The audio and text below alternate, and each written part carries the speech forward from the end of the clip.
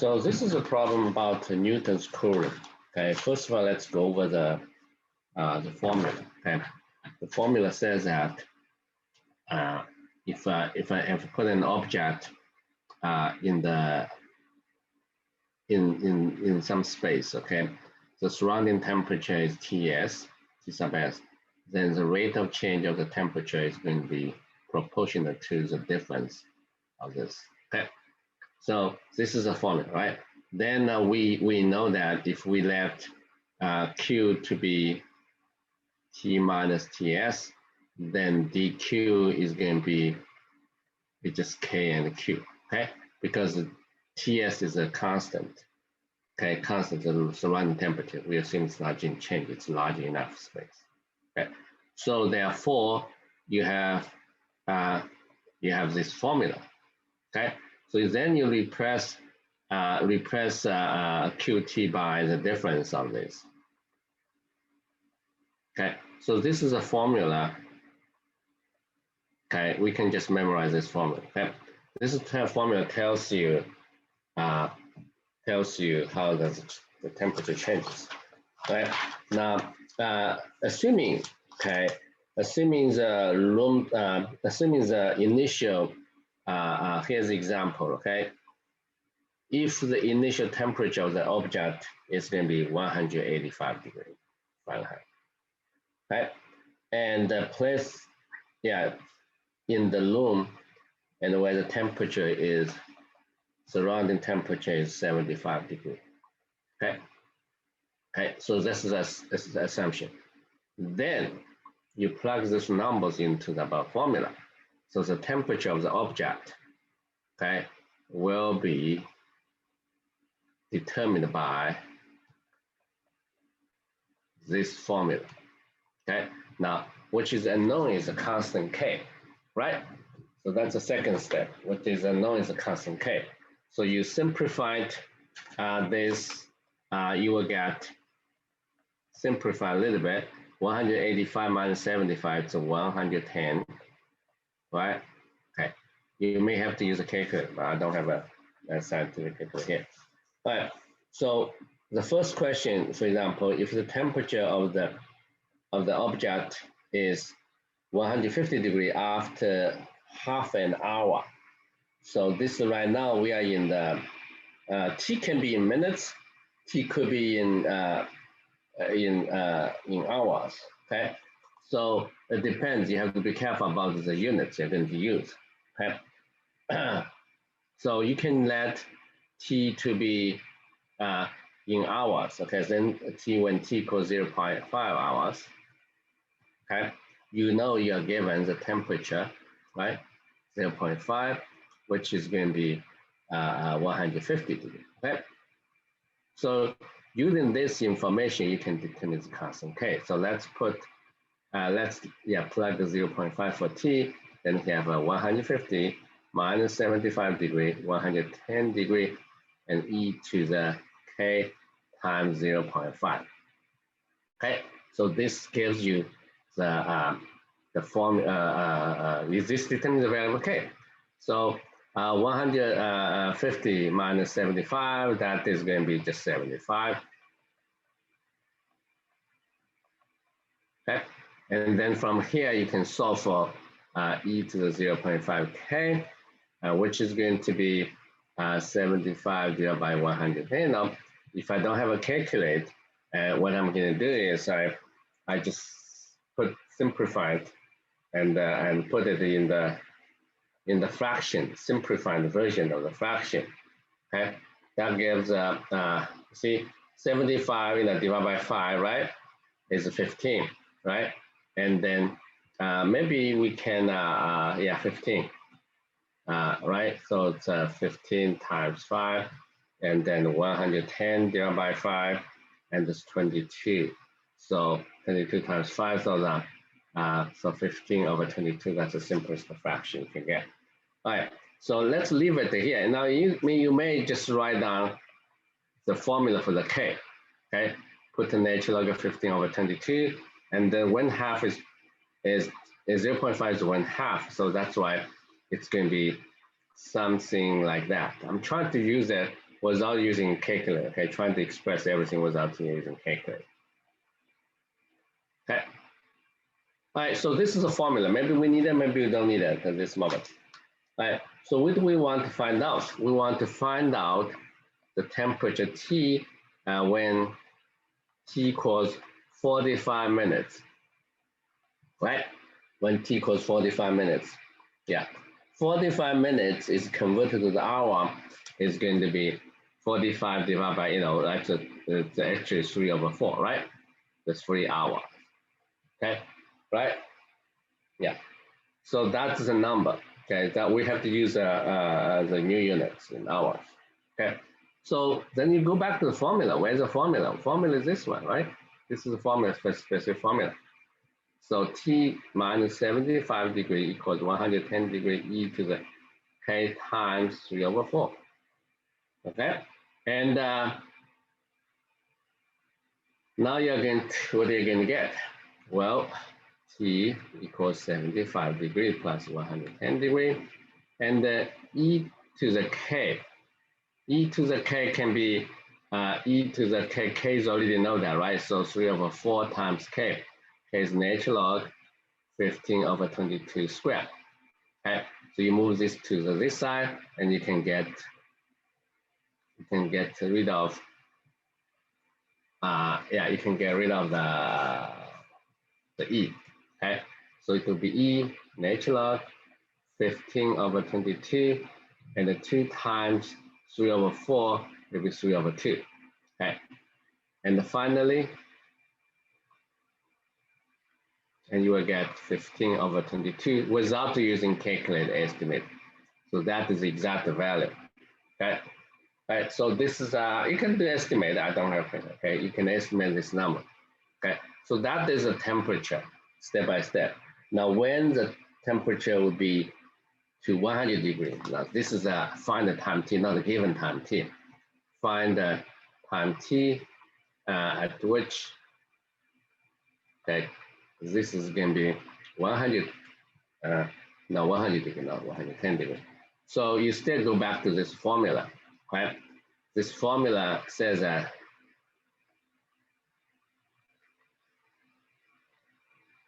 e to the kt, right? So this is a formula, right? K is already known, given. So we're trying to find the t. So we plug 100 minus 75, okay? And then this is 25 degree, 125, 75 degree, and the EKT. So I can move divide both sides by 110. So e to the kt equals 25. Okay, 25 is 5 times 5. It's 22 times 5. So 5/22. Okay.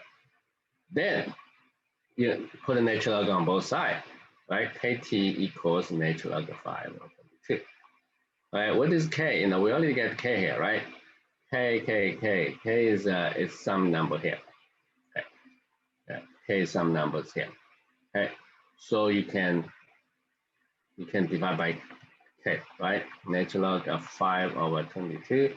Natural log of I have a short memory. I can memorize it. It's 15/22, and then 3/2.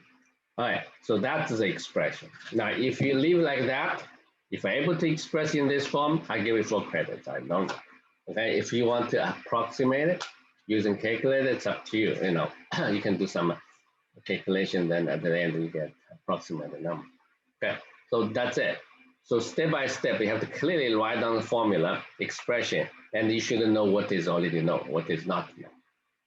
Okay, then you solve the problem, right? So you can go through this again, and you have to have a clear mind in this formula, what is known, what is not known, step by step, and figure it out using the given information. All right, good.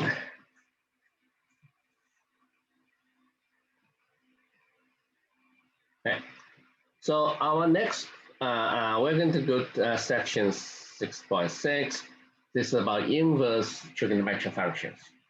Okay, inverse trigonometric functions. Now, and you will see why we have to study inverse trigonometric functions. So in general, let's begin with the sine function. Okay, y equals sine x.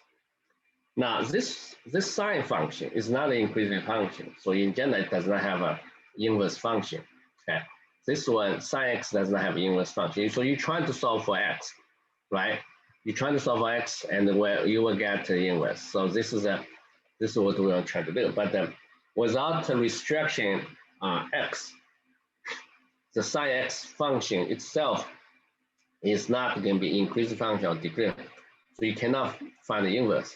When you can find x, you have to put the restriction. It's between negative pi over 2 and the positive pi over 2. In that case, okay, the domain, okay, the domain is going to be from negative pi over 2 to positive pi over 2, and the range will be from -1 to +1. Okay, if you look at the picture, so this is a function you're talking about, right? Then, if you look at the picture, why it has the inverse, because you can go up and you get the y, right? And then you can reverse this procedure, right? So here y equals sine x, and here x is going to be, theoretically you can find the inverse, but we just introduce a new notation. We cannot express the inverse function using other known elementary functions. Okay, so you have to introduce a new notation, just sine. It sometimes returns like arc sine x. Okay, it's easy to pronounce, read it. Otherwise, they say it's the inverse of sine or something. You cannot say sine to -1. Okay? Yeah, the notation looks like sine to the -1 to -1 power, but it's not a power, it's the inverse. Okay, either you read it as the inverse of sine or arc sine. Okay, arc sine is short.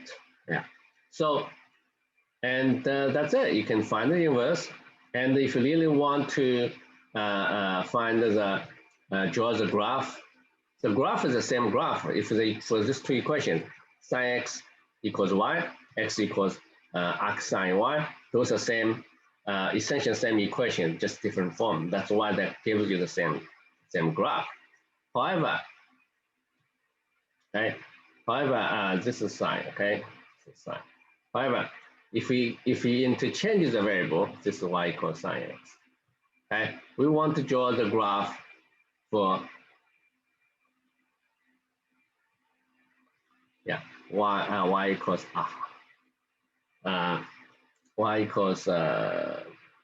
arc sine x, and then these two graphs will be symmetric about the line y equals x. Okay, right?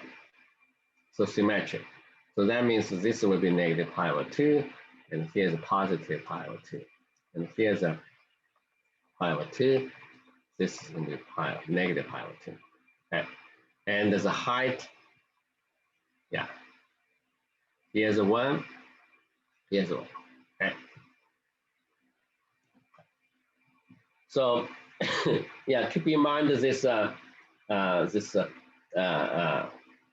graph for sine and arc sine. Okay. Now we are interested in so you have so you know that the domain of the arc sine x is going to be the range of sine x, right? So the domain in this case, the domain for the inverse, okay, the domain is going to be right, for the inverse, the domain is from -1 to +1, and the range is going to be negative pi over 2 to positive pi over 2. Okay. Yeah, so it's the opposite. Okay. So according to the above definition, we have, let's put a y here. We have y. Y is between -1 and +1. That's a, y should be the domain of arc sine. But if you use if you switch it, and you have this identity, the restriction is, there's always a restriction here. Okay, So this is not always true in general, only for x's between negative pi over 2 and positive pi over 2. Okay, here's a good example. Let's take a look at. If it's a negative pi over 3, okay, yes, negative pi over 3 is in that range, so you have this, okay. But how about sine 2 pi over 3, okay. Now, 2 pi over 3 is not in the interval. It is not going to be. It's not going to be 2 pi over 3. So although like if you look at above identity without knowing the restriction on x, then you probably just write down 2 pi over 3. Okay, but they're not. Okay, you have to do the computation, make sure the angle is inside, right? So 2 pi over 3 is going to be pi minus pi over 3. Okay, sine pi minus pi over 3 is going to be sine pi over 3. Okay, and therefore it's still going to be pi over 3. Okay. So you have to be careful about cancellation when the arcsine and the sine they meet. Okay, when the arcsine and sine they meet. Okay. This is yeah. This point, have to be very careful about the notation.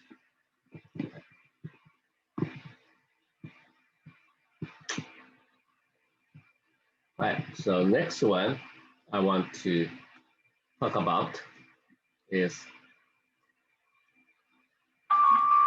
find the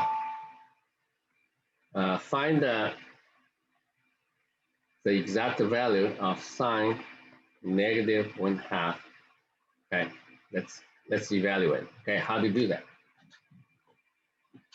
Yeah, you think about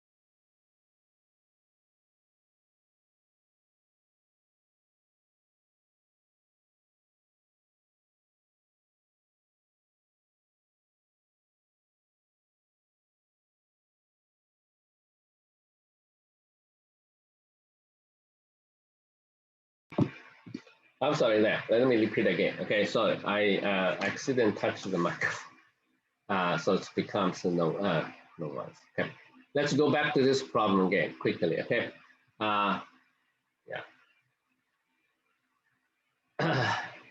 So you let theta to be this angle. You know the arc sine will be the angle. Then that means sine theta equals -1/2. But you should know that theta is also in the range of the arc sine, which is between -π/2 and +π/2. Then the standard way to solve an equation, trigonometric function equation, is you introduce a reference angle, which is always between 0 and π/2. Okay, then sine theta r is going to be absolute over sine theta, which 1/2. But we know sine π/6. We know sine π/6 is going to be 1/2. You should know that. Then theta should be, then theta is going to be π/6. Then you look at the picture, and it's clearly theta is negative, so theta is negative π/6. Another way to look at if theta is negative is because, okay, yeah. So you're trying to, what you're trying to do here is you're trying to solve for this, right? And using this picture. So clearly, when x is 1/2, when it's -1/2 the value, and then the corresponding angle theta is here, okay? But by the symmetry of the graph, this is a π/6. Here's 1/2. So the distance, those two distances are the same. So theta must be negative π/6. Okay, theta must be negative π/6. All right, so now we are more interested in the derivative.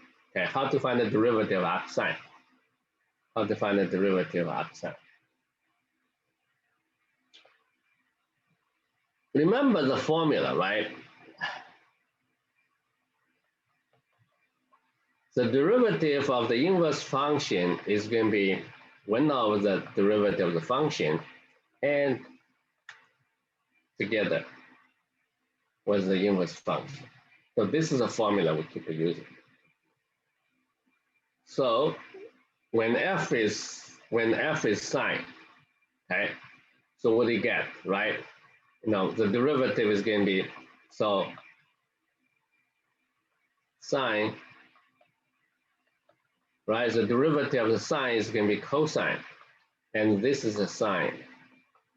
Okay, they say, oh, we got it. Okay, we got it. Simple. But we have to, we don't like this expression. Why we don't like this expression? Because it involves cosine arc sine. Is there any way we can simplify? To simplify this, we know two things. We let angle to be sine x.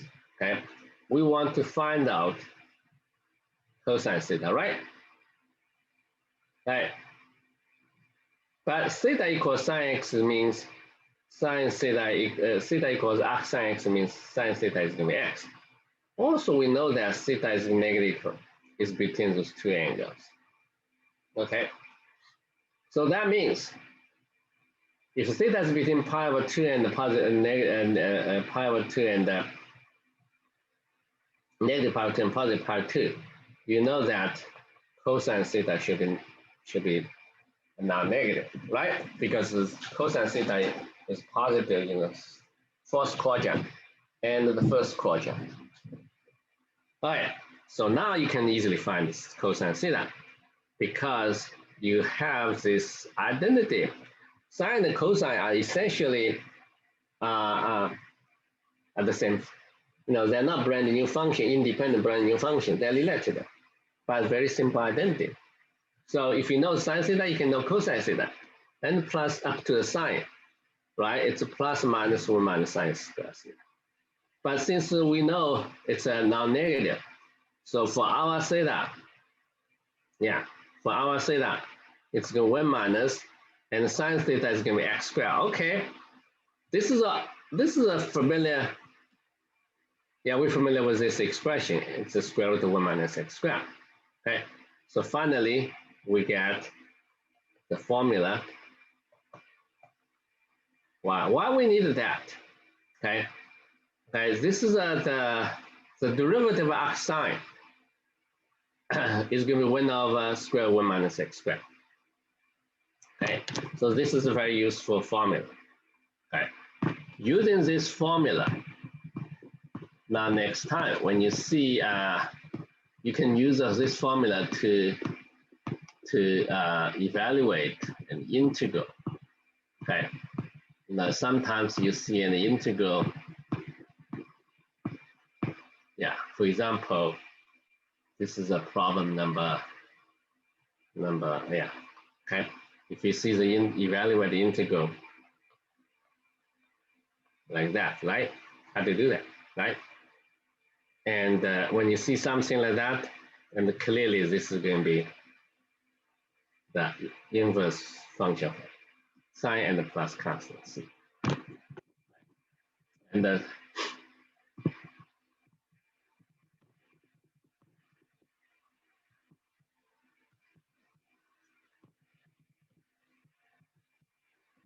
okay. And sometimes you use yeah. Sometimes we just needed to know the derivative of arc sine. For example, the next one, if we want to evaluate 1 minus x squared arc sine x dx. Okay. In this case,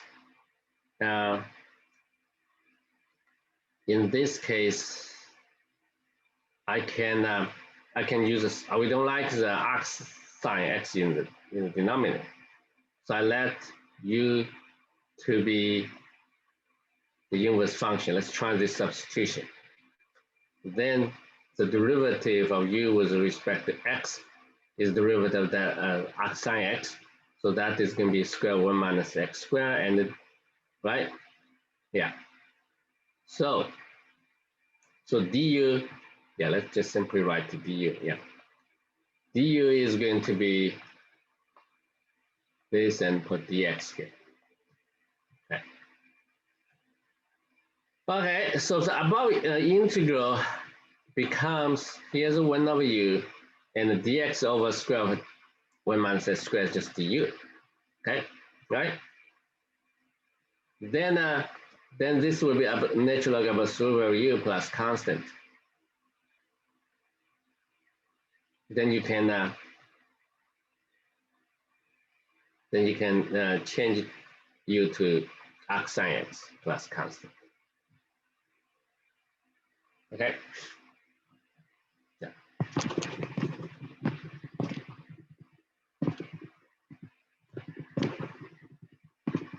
Now, can we define the arc cosine x? You can define arc cosine x in a similar way. I probably skip the whole procedure here, okay, and just give you the formula. But let me show you how to define arc cosine.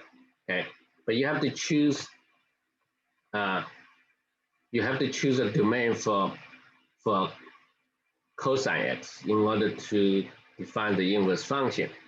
Okay, look at the picture here. This is a cosine, right? Okay, you have to decide to choose a piece, which piece you want to use. I'm going to use this piece. Okay, it's decreasing the function. Okay, here. Oops, like that.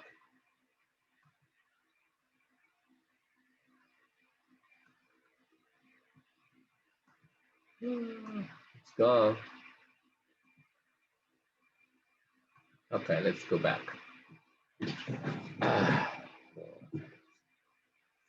This is a technology. Okay, so y equals cosine x. Yeah, let's redo it. Okay, so you draw the picture graph, and we choose this piece, okay, for the cosine. So I say I have to put the restriction on x, and x is between 0 and pi. Then for this function, For every point x, you can get corresponding y value, and you can reverse this procedure, right? So y is going to be cosine x, then you can solve for x and denote the solution by cosine to the -1 and 1. So that's the inverse one, okay? And you can draw the graph for the inverse function after it changes two variables, right? So how do you draw the picture here, right? Let's draw the middle line. This is the line.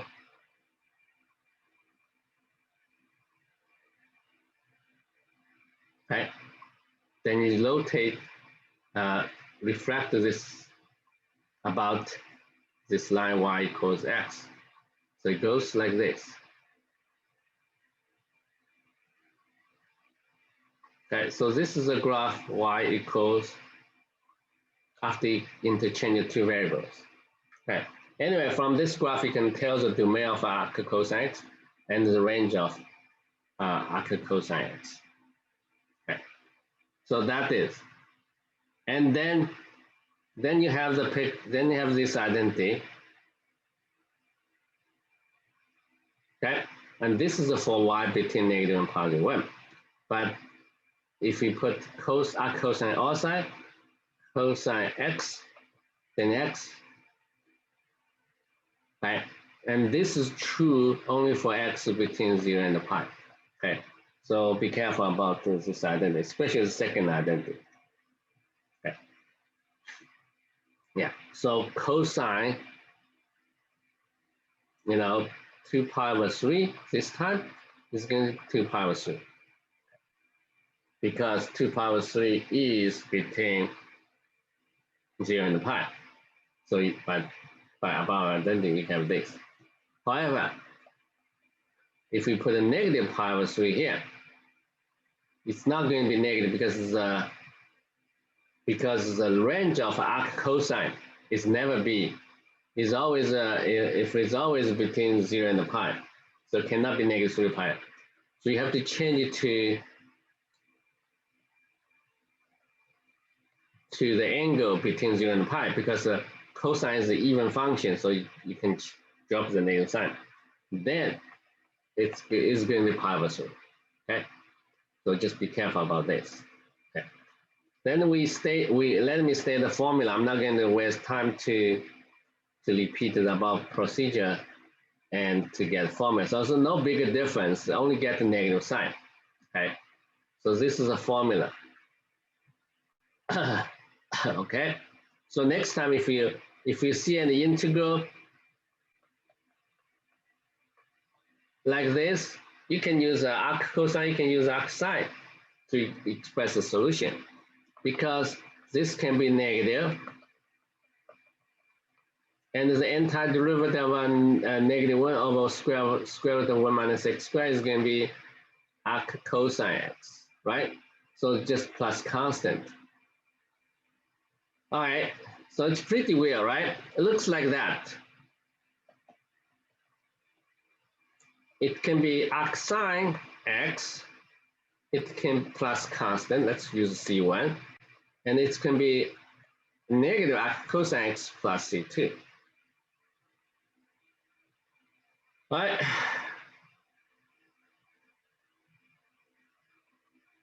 So from here, you also see that arc sine x plus arc cosine x is always a constant.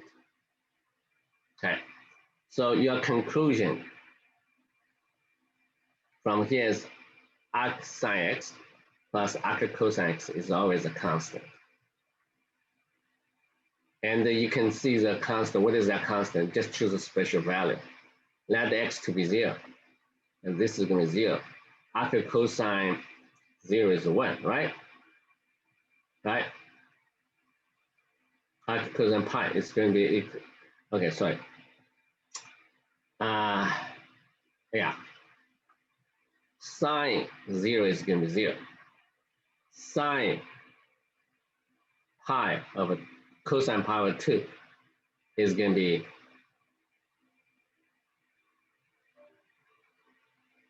cosine pi over 2 is going to be 0. So arc cosine 0 is going to be pi over 2. Okay. So that's why the constant would be just pi over 2. Yeah, see, cosine pi over 2 is 0. So that implies pi over 2 equals arc cosine 0. So you plug 0 to both sides, yeah, for every term. So you the output, you get 0 and the pi over 2. Okay. Yeah. Sine 0 equals 0, that implies 0 equals this. Okay. So you always have this identity. It's interesting. Yeah.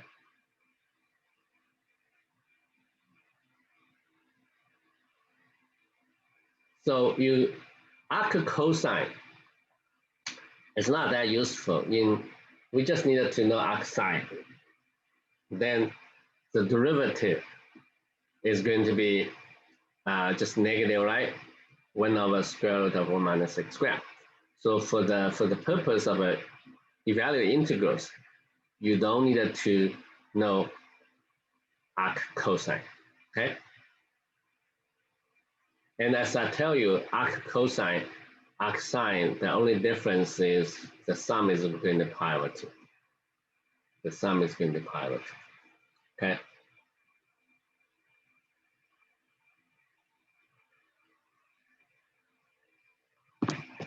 Right, but we do want to know the tangent of x and its inverse. All right, remember the tangent x. This function is not defined everywhere. Okay, all we need is the tangent x is from pi over 2, negative pi over 2. Between those two is good enough. So you get a curved graph like that. It's the increasing function. So we have to put the restriction. It's natural to just consider as a function between these between these two numbers.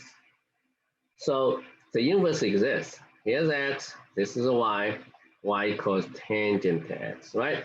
And the x, now if you go back, given y you get x, you get arctan, the inverse of tangent to y.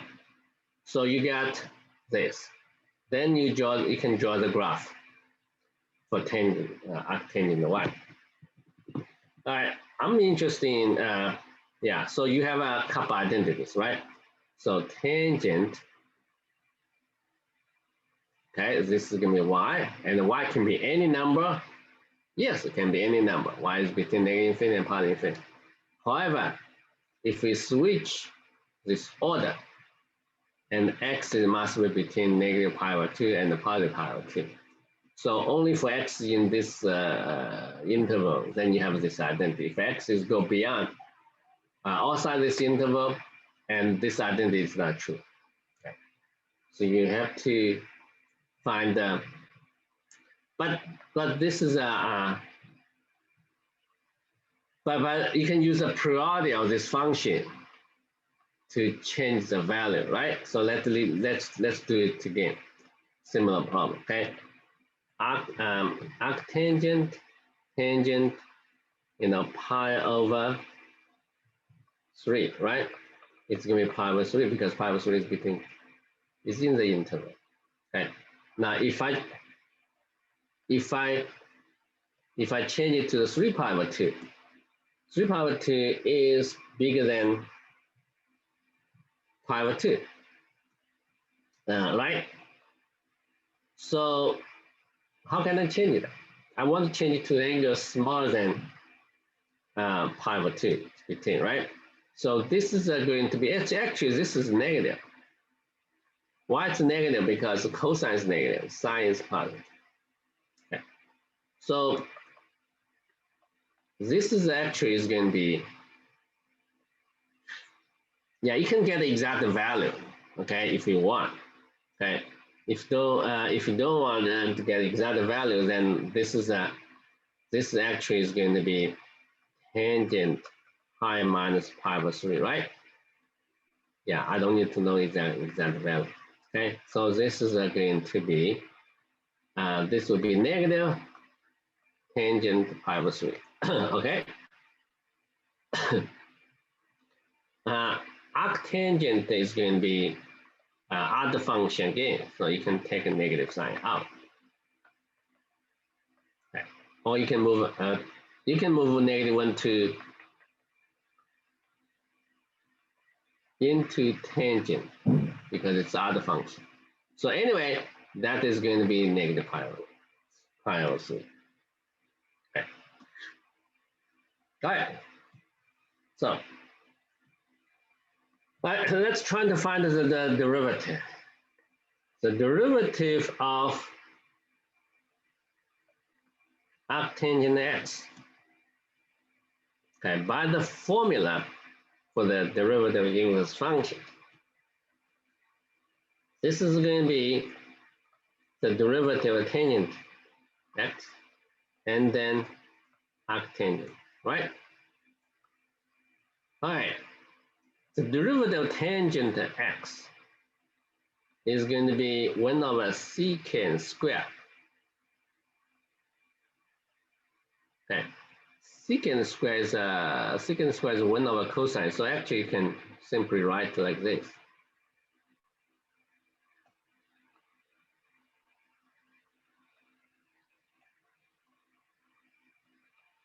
All right. Now, can I cancel that?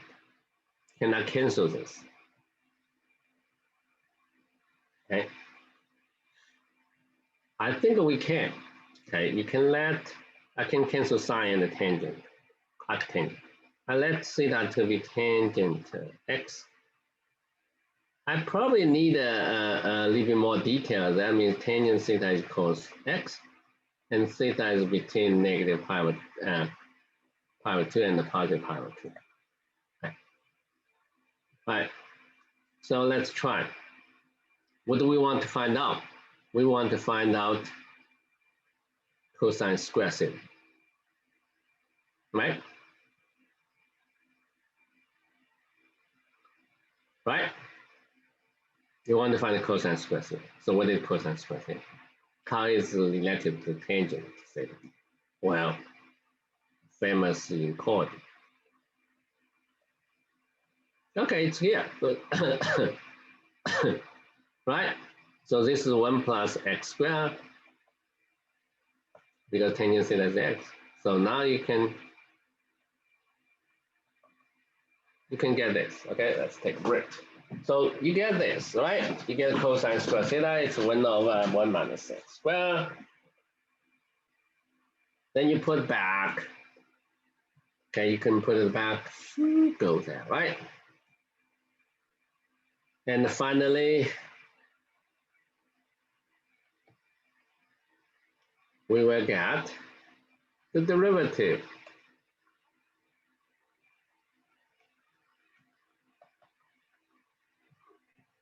Great.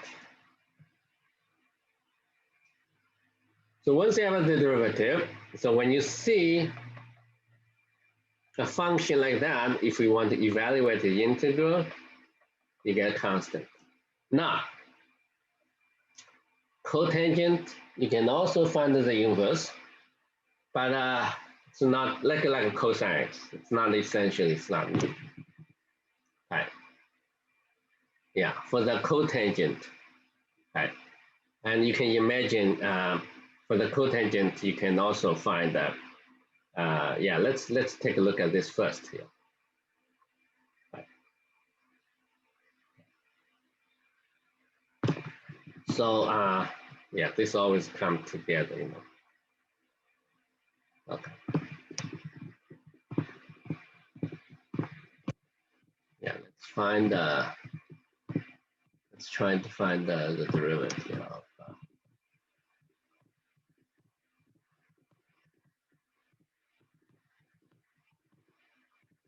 tangent. Right.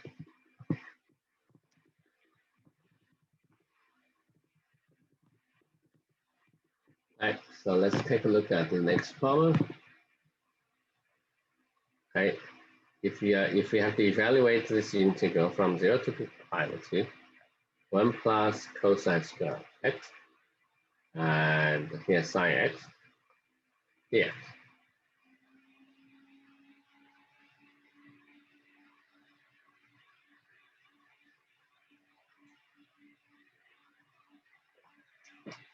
Well, it's a very natural idea not to use substitution, right? To simplify. We let u to be cosine x. Then du equals negative sine x dx. Right? Differential cosine x equals negative sine x. Now, if you don't want to change it back to x variable, so you also should know that when x equals 0, what is u value? U is going to be 1. When x equals pi over 2, u is equal to 0, right? The corresponding. So the integral becomes 1, 0, 1 plus u squared. Sine x dx is negative u. Okay. And then switch the end point. Okay, so you got 0, 1. And then the negative sign is gone.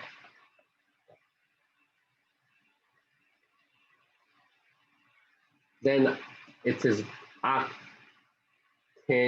to u, right? This is antiderivative and evaluate to end point. So arctangent 1 minus arctangent 0. Right.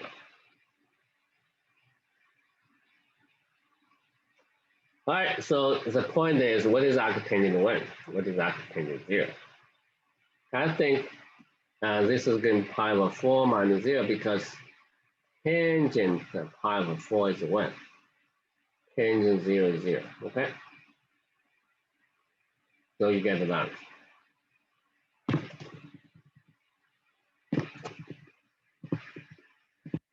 Yeah, indeed, lots of stuff here. Now,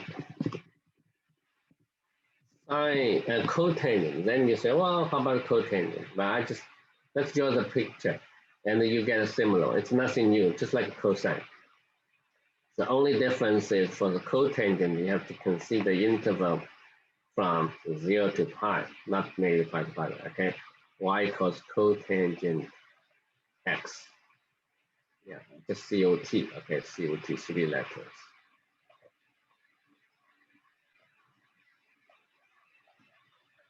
Right, so the graph of cotangent x, remember the graph of cotangent x? Okay, that's like a cosine, it's decreasing. Okay, so if the inverse exists, you go from here, take an arbitrary point, x, you get to y equals cotangent x, and conversely, then you get x given y, so you get cotangent y, okay? And then, this 2, right? Okay, then this, if you interchange the variable, you get cotangent x. Okay, nothing new here, okay, almost nothing new. So the derivative of cotangent x is just negative 1 over x. It's not a big deal, okay? So it does not help us to solve the integral if you see 1 over 1 minus x squared. Okay. If you see 1 over 1 minus x squared, you don't get anything new. Yeah, for example, if you see this, right? Now you can have 2 expressions. One is going to be arctangent x plus c1, right? Or you can have a negative cotangent x plus c2. Both are expressions are correct. Okay.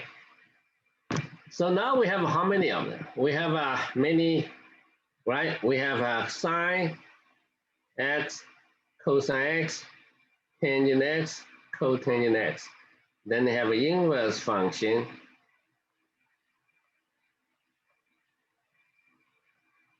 Okay, I just say the most important thing is this 2, okay? in the integration. Okay. Sine and cosine. Okay. All right, let's practice to get familiar with the inverse. Okay, how about this?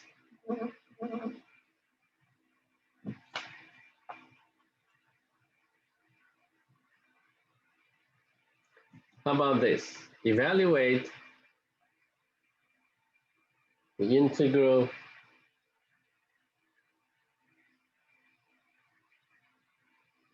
evaluate the cosine 2 arc 5 over 13. Okay. Do you have any idea how to do this? I give you a half minute to think about.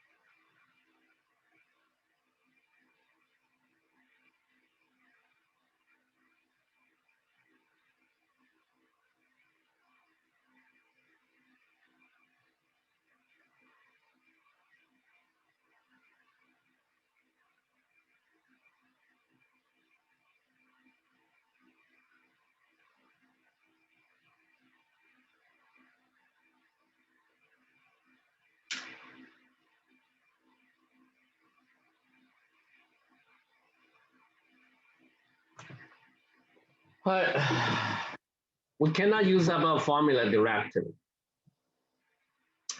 right? We can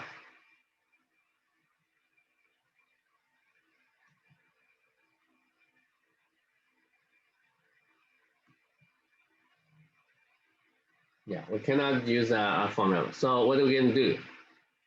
You have to you have to let theta to be 5/3, and we want to find out cosine 2 theta. If you write it in this way, probably the problem becomes very simple. Okay, so theta equals arc sine 5/13 means you know the value of sine theta. Okay, you also know that theta is between negative pi over 2 and the positive pi over 2. Actually, theta is positive. Okay, we don't need this here. Now you want to find the cosine theta. Now, how is sine cosine theta related to sine theta? Well, everybody knows that it's going to be cosine square theta minus sine square theta, and it could be 1 minus 2 sine square theta, right? It also could be 2 cosine square theta minus 1. So which one we need? I need this, right? So it's going to be 1 minus 2 sine theta. I already know that 5 over 13. And you simplify it. After you simplify it, you get 119, 169 over 169. So that's it. You find the sine 2 cosine theta. Yeah, this is a belong to, well, I don't know. This is arc sine, cosine. Okay, this belongs to a pre-calculus course. Okay. All right, so now let's practice using the above derivatives. I'm trying to find okay, y equals tangent x. Here's 1 plus x squared arctangent, right? I try to find the derivative, see what we can get. So find the derivative of y with respect to x. Let's use a chain rule. It looks pretty complicated right now, okay? So by the chain rule, if you let x to be, let u to be x minus square root of 1 plus x squared, this is going to be dy du and du dx, the chain rule, right? dy du means the derivative of y should express in the form, right? This is y. And the du of dx, okay? Right? Then you differentiate each of them. I have a formula here, right? I have this formula. It is going to be 1 over 1 plus u squared. And this one, differentiate each term. Differentiate x, you get a 1. Differentiate 1 plus x squared to the 1/2, you get a 1/2. 1/2 minus 1 is negative 1/2. And differentiate inside, that'll be 2x. Okay? And you have to be careful when you simplify this. Cancel, cancel. So I will get, and the 1 minus, okay, right? And here's x.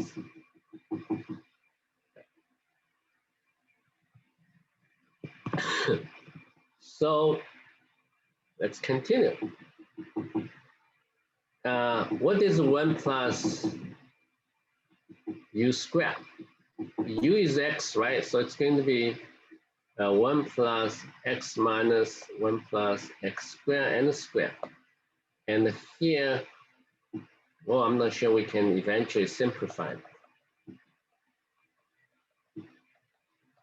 All right.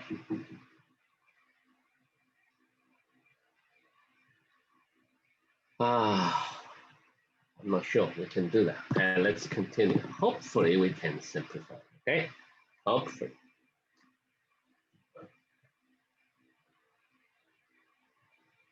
Yeah, this depends, you know, this really depends on your algebra skill. You know, you have to be very careful and do each step, okay? I think we probably can simplify. Let's, well, where we can make some change. The one on the left hand side. So it's 1 plus x squared minus twice, and then you square it, it's 1 plus x squared. Okay, I keep this. Okay, let's continue. Not too bad. I have a 1 plus x squared, 1 plus x squared. I have a 2.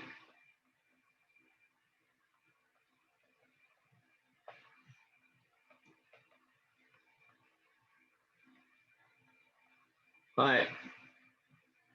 Finally,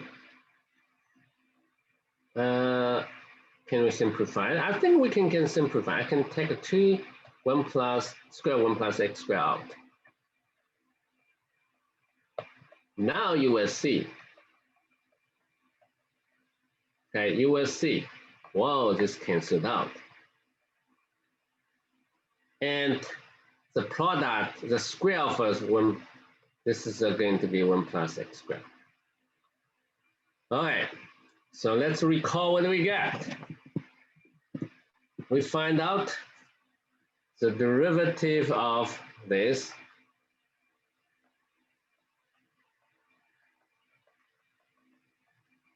that is going to be what, right?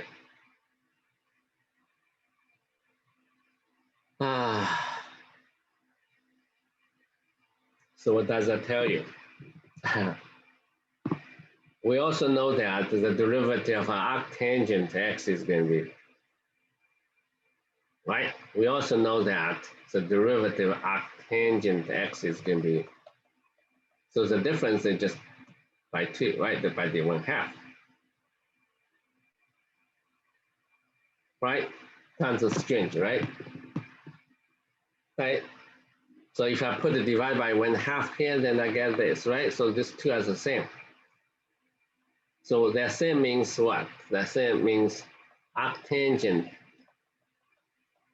This is just 1/2 of tangent x plus constant. Okay. So then you can even tell what is constant mean here. Okay. You can let x to be, yeah, you can let x to be 0, right? Can we? Yeah, let x to be 0. I think c should be equal to, if x to be 0, c should be equal to negative pi over 4. Okay, c should be equal to negative pi over 4. The reason is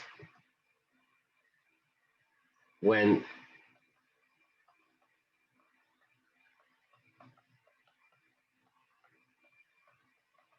okay, and this is the arctangent to the -1, and here is going to be 0 plus c, and that is going to be negative pi over 4. Okay, so yeah, sometimes give us a pretty surprise result. You know, you get this identity. Okay. Okay.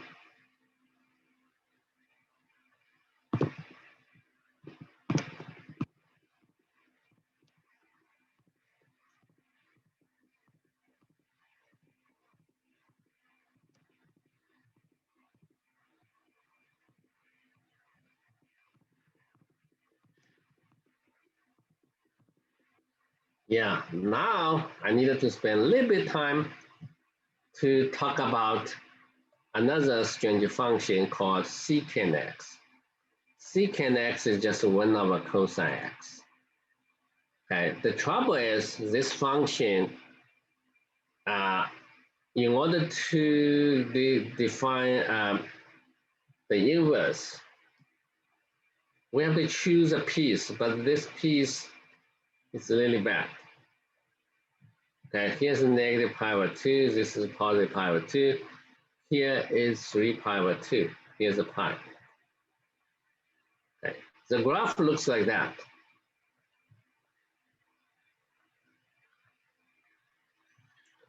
So in any of this interval,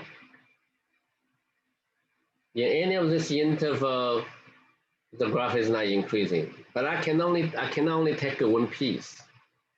I really want to have a large piece, right? So this is a one piece.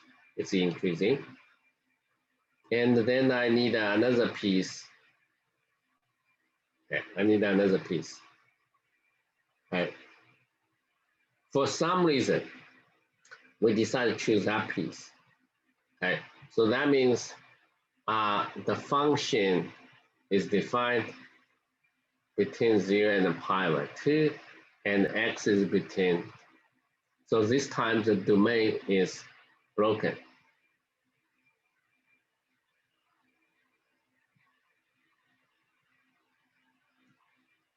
Okay. You probably will ask why not choose the other one from pi to the half pi to the pi.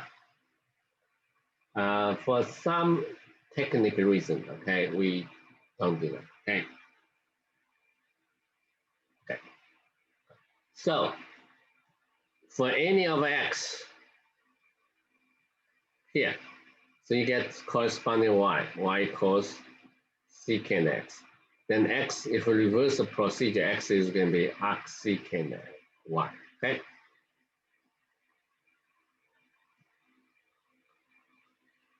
And now, because of definition, okay, so you can have secant. So let's write down the two identities always. So secant arc secant y is going to be y. Okay. So what is the value for y? Y absolute y should be greater than or equal to 1. Okay. Cannot be between negative and positive. And this one is going to be x, but for the x in the interval, in this interval, okay? For x between 0 and pi over 2, or for x between pi over 2 and 3 pi over 2. Okay. Wait a minute. We're between pi and pi over 2. Sorry. My mistakes. Look at the picture here. This is pi.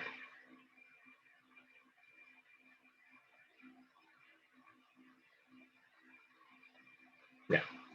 So the interval there's a gap between. But we want find the inverse, right? The derivative inverse. Right, so the derivative inverse, yeah, the derivative inverse. The reason we choose that piece is probably for the formula, okay. I will explain to you a little bit later, okay. Because the reason we want to consider those two intervals for the inverse function, to define the inverse function, that's the reason here, for the purpose of the formula for the derivative. Okay, the derivative of secant x, according to the definition, is secant prime. Right? So the derivative of secant x, what is the derivative of secant x? Right.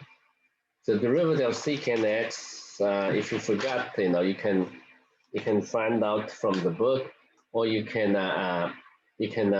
just derive it by yourself. Okay. The derivative of secant x, if you only remember the derivative of sine x, okay, then you can find out it's a secant square. You see, yeah, secant x is going to be 1 over cosine x, right?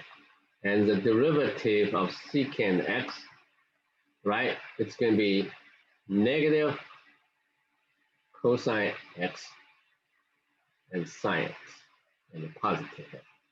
Yeah, it's positive. Right. So it can be also written secant x tangent x. Right. It can be written in that form. Right.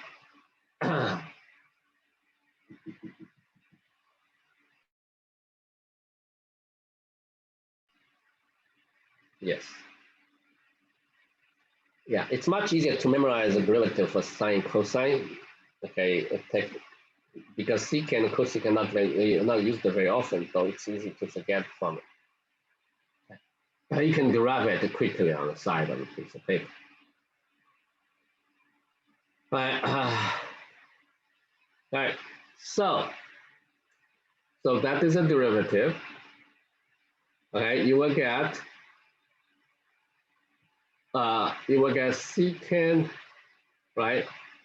Secant this, and tangent secant this, right? X secant. But the first one is already have an x here. Okay, so the question is, how do you find this?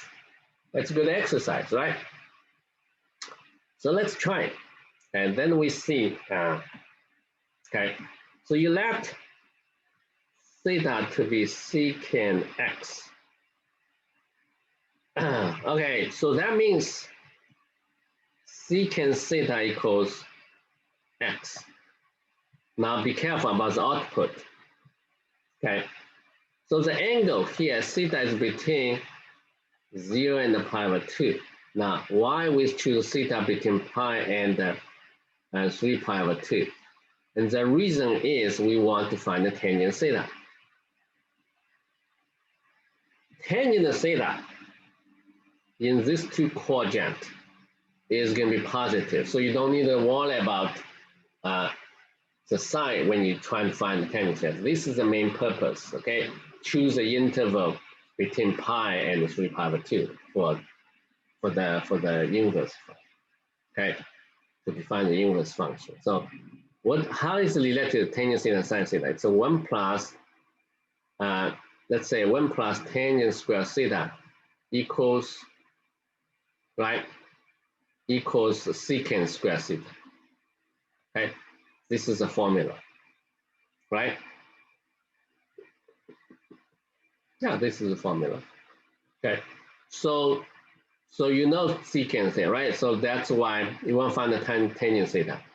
So tangent square theta equals secant square theta minus 1, which is x squared minus 1.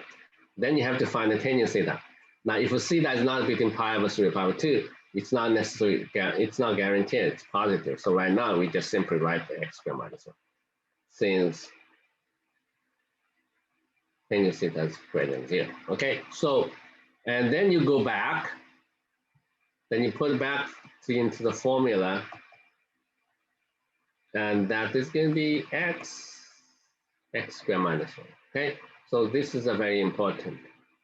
And then you can also have a cosecant. I'll skip that. Cosecant does not give you similarly. Yeah, think about cosecant x. You can, this just have a negative sign on that. Okay, similarly, right? Just negative sign. So no big deal. Okay, so now you have an arc secant x, arc cosine x, and that derivative. So next time when you see an integral like this, okay, and you know this is going to be secant x plus arc secant x plus c. Okay, so let's summarize. Okay, if you see integral of 1 minus x squared dx squared, if you eventually get this, this is arc sine x plus c. Okay, if you see 1 plus x squared dx, that will be arc tangent to x. And then if you see this, then there will be arc tangent, arc secant x. So you just need a sine tangent arc secant. My question is, here's a question. How about I change the sign? All right? How do I change the sign? Okay, plus minus become plus. Okay. And similarly, right?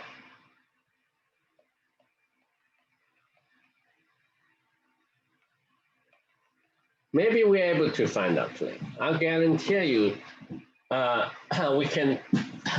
we probably can evaluate these integrals. Okay, some are already given in the back side of the book. If you cannot figure it out, it's called integral formula. Where it is? Yeah. We can find them from the back side of the book. Yeah. For example, let me try to find out them. Yeah. Okay.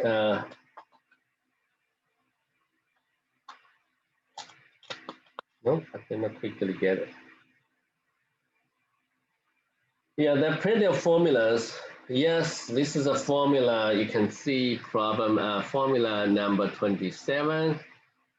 Okay, and the square root of this is formula number 25. Yeah, we have 1 minus x square. 1 minus x square. 1 minus x square problem formula 19. Okay, this is on the page. Yeah, references page. Okay, so we can find out by ourselves. It just takes time. Okay, so let's stop it here.